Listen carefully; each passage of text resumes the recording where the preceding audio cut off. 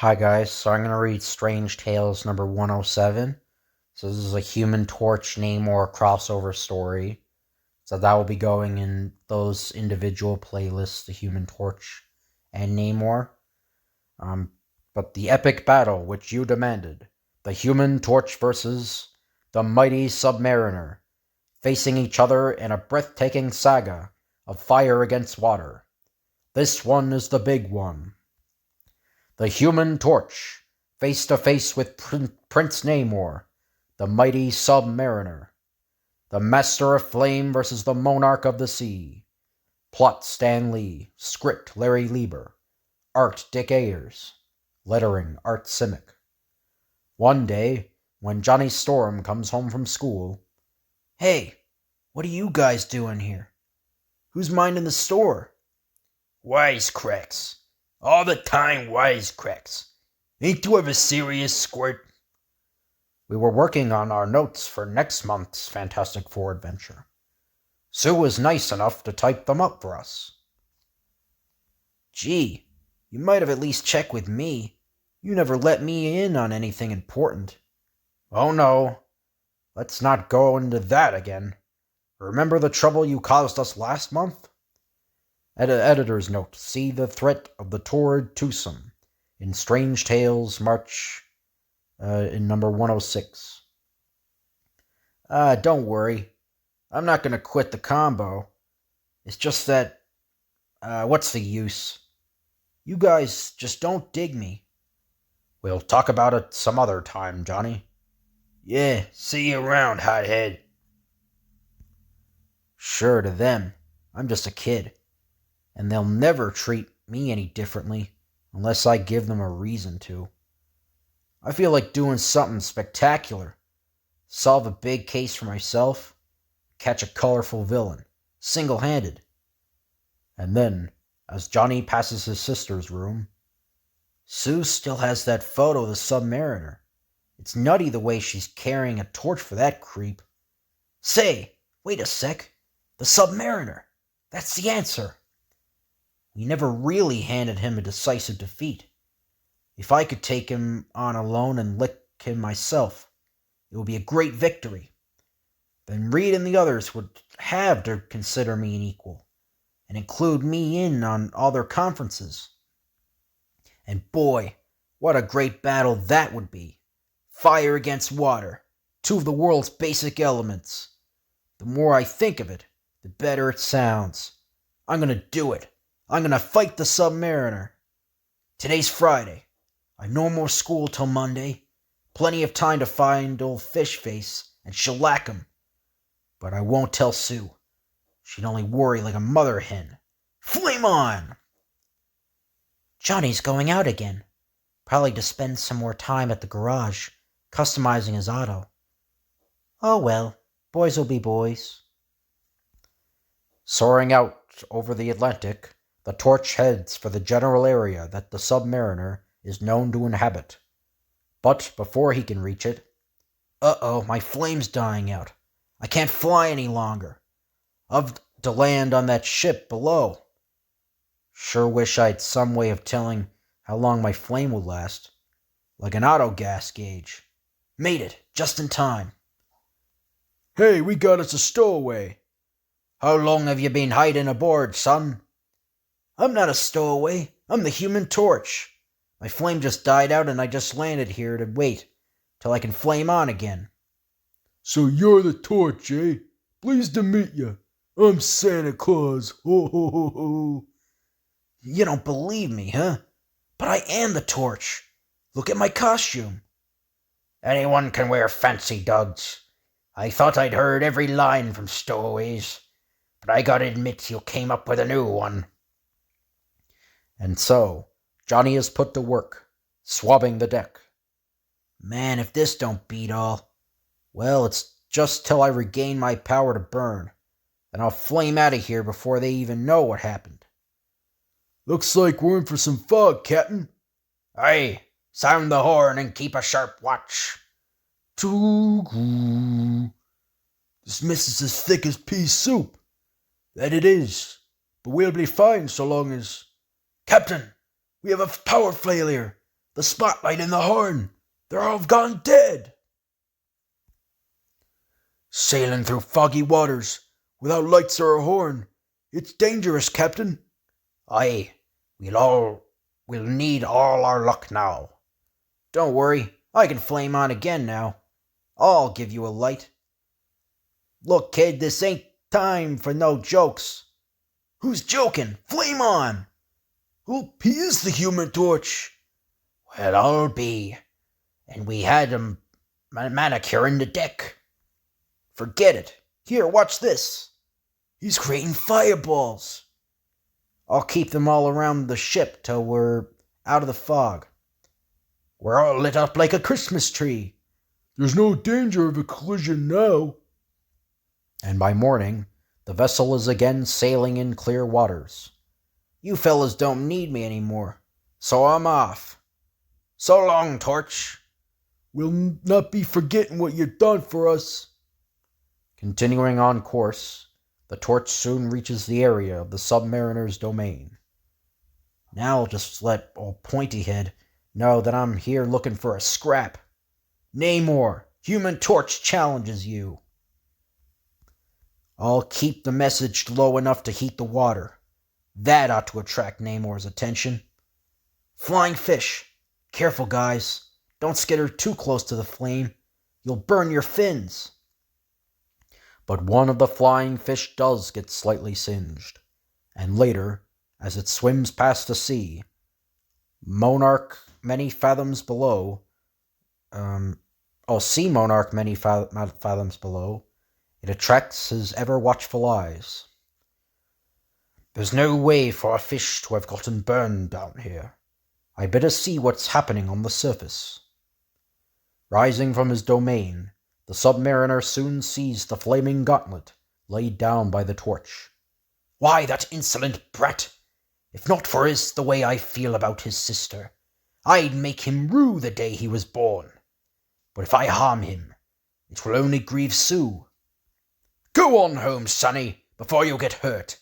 This is Prince Namor you're fooling with, not some weak mortal human.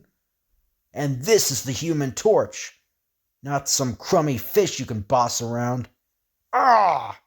Okay, hotshot. I gave you your chance.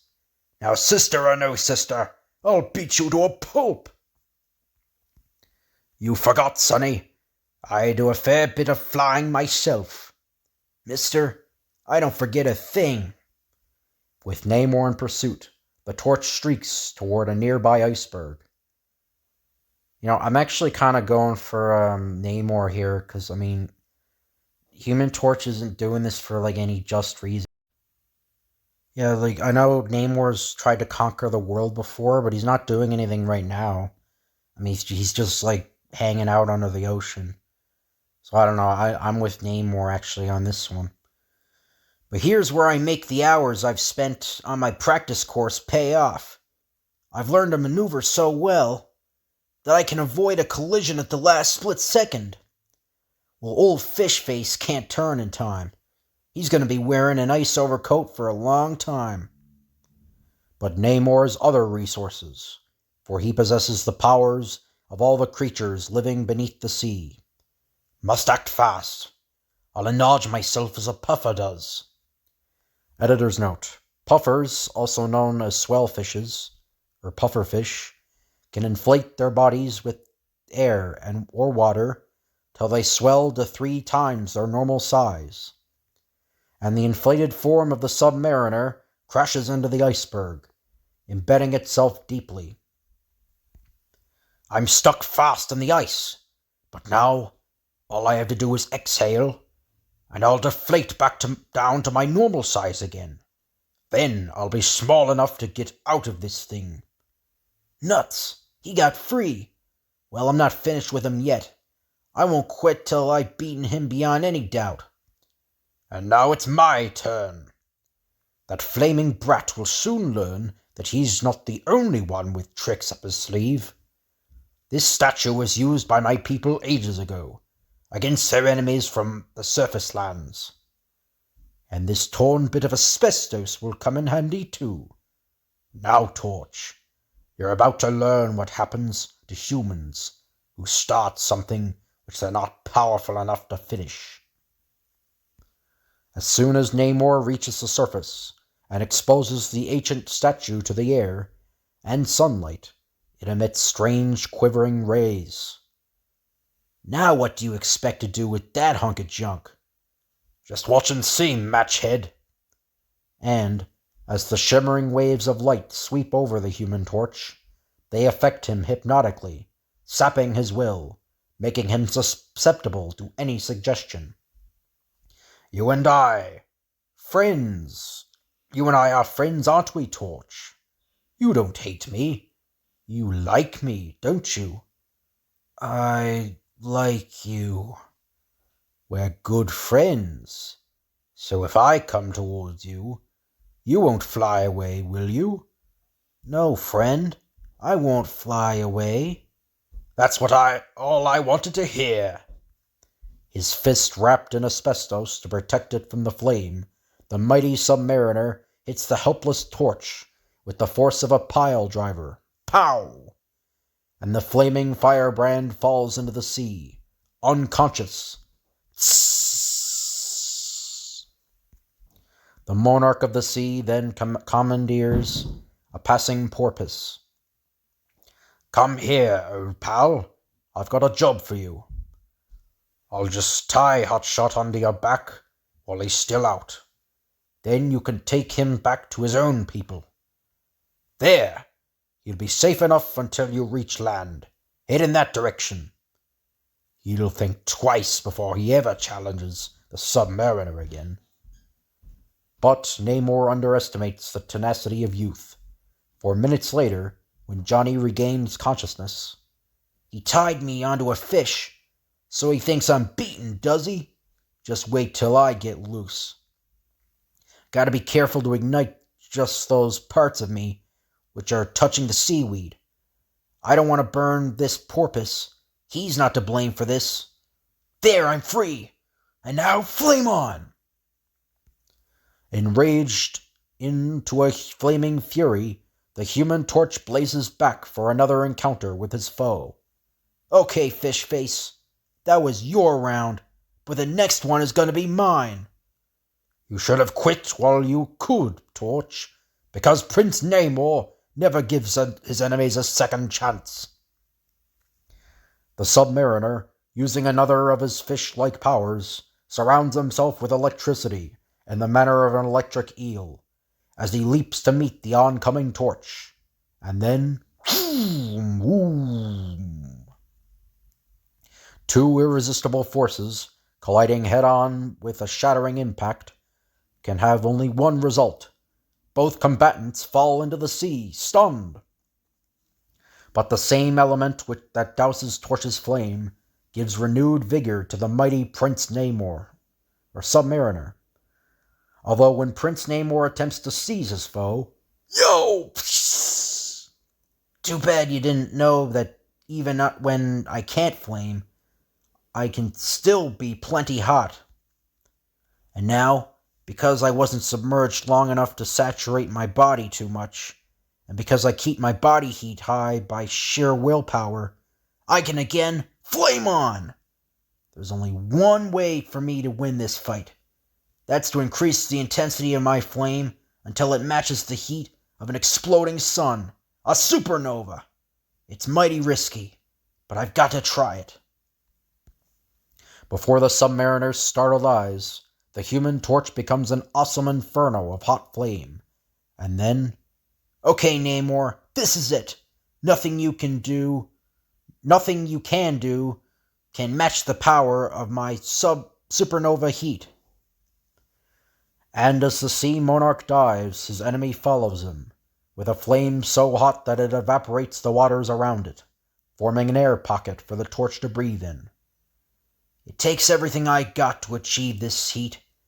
I can only keep it up for a couple of minutes. Then my flame will go out. So, if I don't conquer Namor before then, that's all, brother." In his frantic flight to escape the unbearable heat, Submariner dives down into the deepest regions of the subterranean world. But No matter how far I descend, I can't lose him. And even at the ocean bottom, the fantastic chase does not end.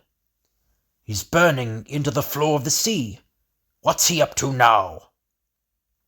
Further and further into the bowels of the earth go the Submariner and his blazing pursuer. At last, I've got him where I want him, and where I'm going to leave him. Then, as the torch turns around and soars up out of the tunnel he has created, the ocean floor once again closes upon itself, trapping the Submariner in its stingent depths. I guess that'll prove once and for all who's the strongest. And now, I've got to reach the surface while I can. His luck is with Johnny, for, by the time his flame has spent itself... Whew! Just in time. Couldn't have held out any longer. Ahoy, a castaway! It's him again, the Human Torch. Looks like it's our chance to do him a good turn now. Up to it, lads! Exhausted from his ordeal of fire, the Torch can only mutter incoherently as he's helped aboard. I beat him. Beat him. What's he talking about? Search me. Likely as not, it's some private Fantastic Four business. Best for us not to pry, mates. Aye, Captain. Meanwhile, far beneath the ocean floor, a lone trapped figure considers his desperate plight. It will take all my strength, but it's my only chance to get out of here. My arms will be the drill, and my winged feet will provide the motion. Rotating with fantastic speed, the mighty Submariner starts boring through rock and sand. His steel-like muscles twisting and turning, his powerful hands boring through everything in their path. The monarch of the seas tunnels upward.